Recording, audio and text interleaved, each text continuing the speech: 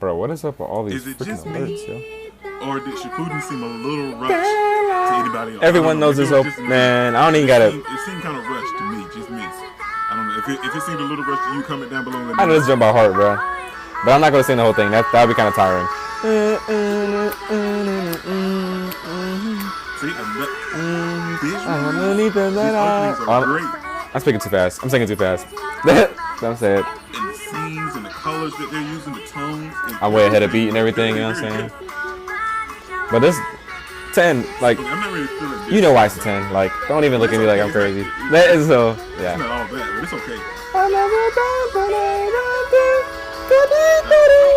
Please excuse the train. Visually, great.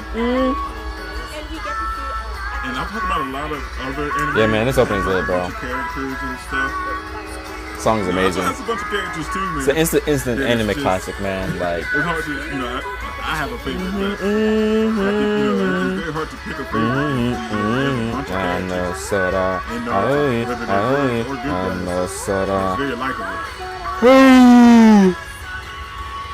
We're rough for yawning, man. It's getting late, bro. You know what?